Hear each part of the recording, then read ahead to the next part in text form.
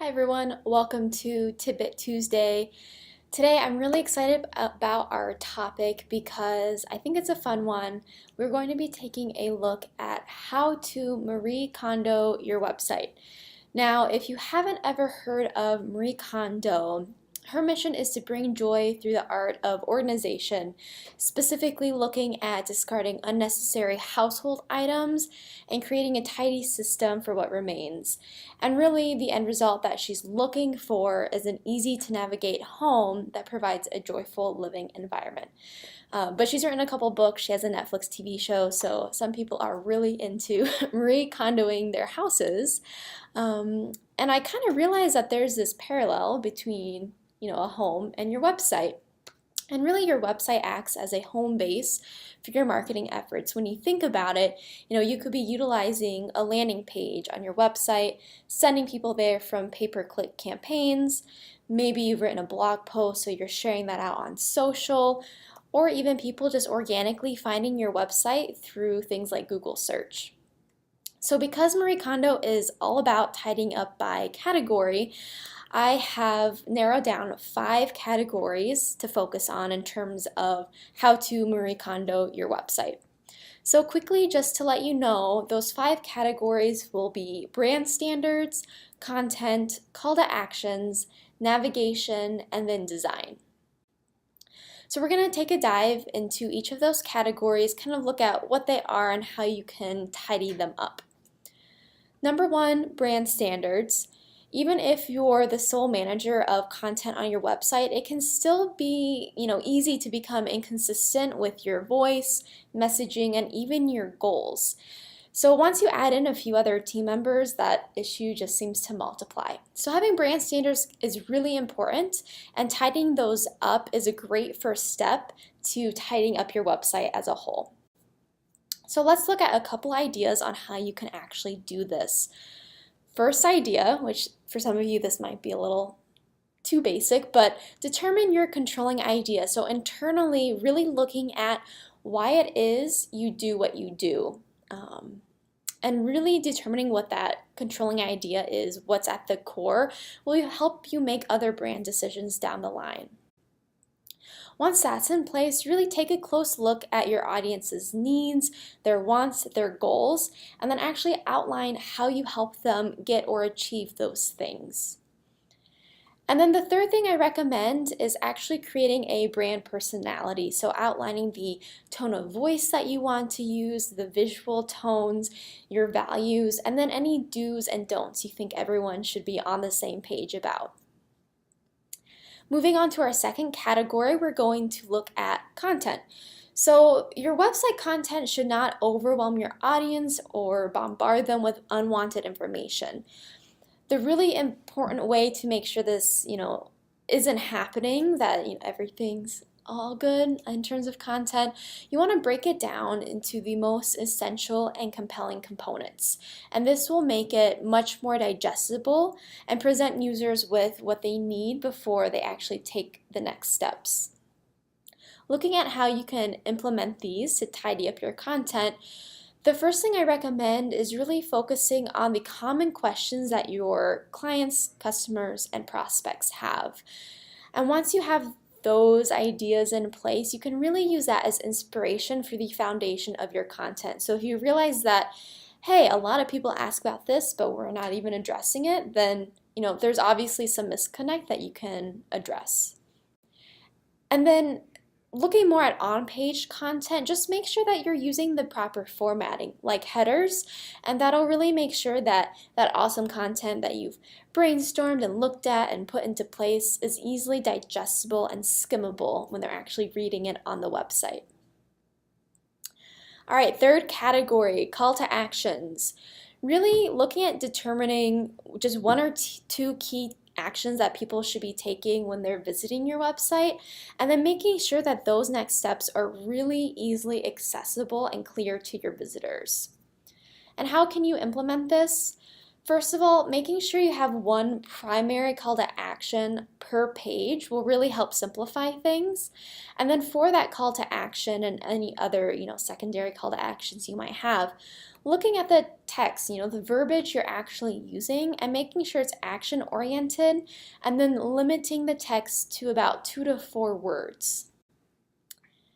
All right, moving right along here. Fourth category, navigation.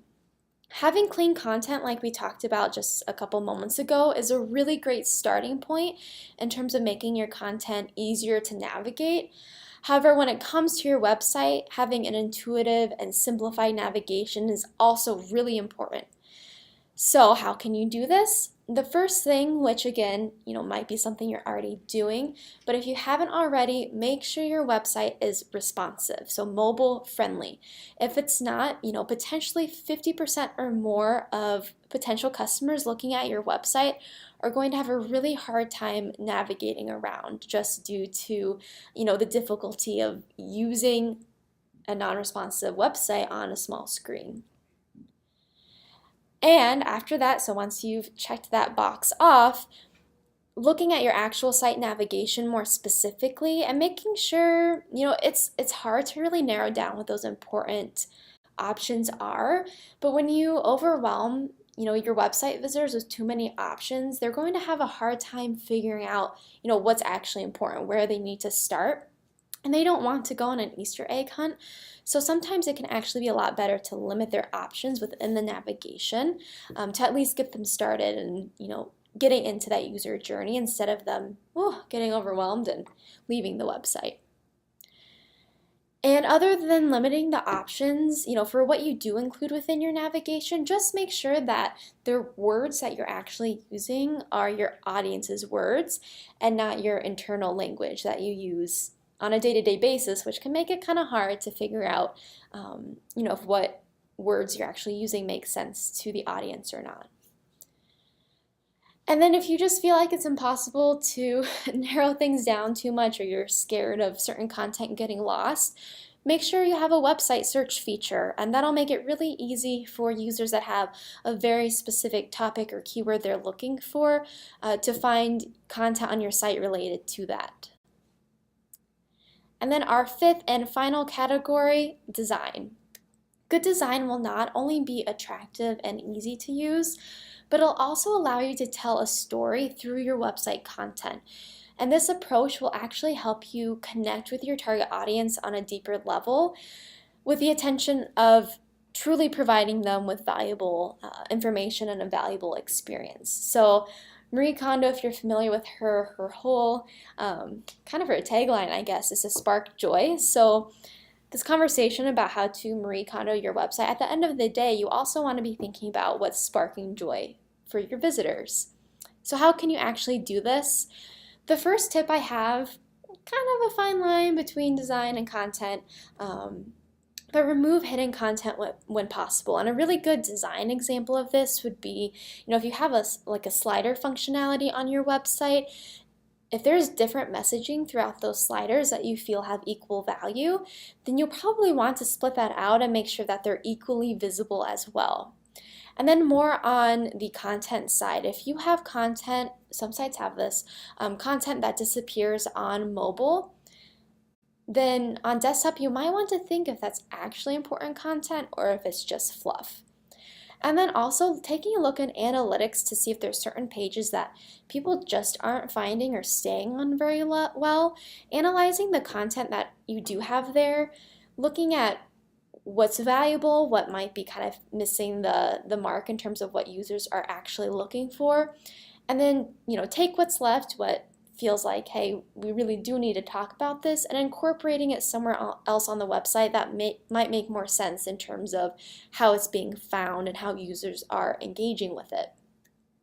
And then my second suggestion for this is to incorporate white space. So having the white space, it makes it a lot easier for our eyes to track throughout the page where it should be to draw attention to specific content sections. So this will really allow each section its time to shine without overwhelming visitors with lots of other fun stuff going on around the web page.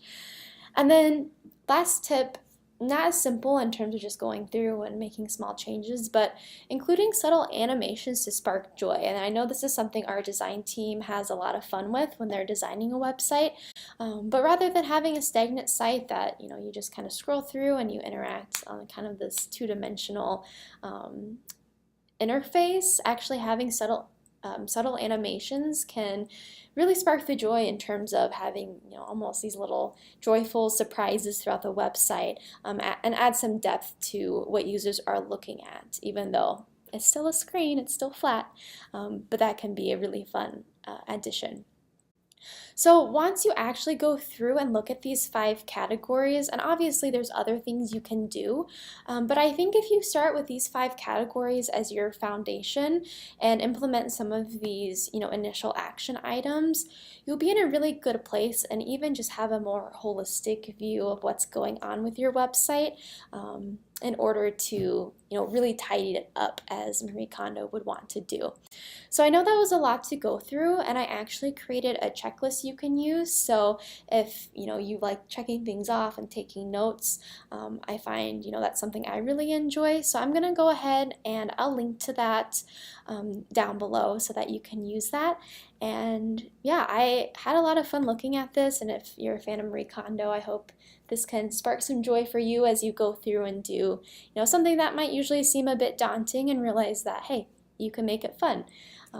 So if you have any questions, feel free to reach out. Again, let me know comments below what you thought if you have any questions or comments. Otherwise, I will see you next week for our next Tidbit Tuesday.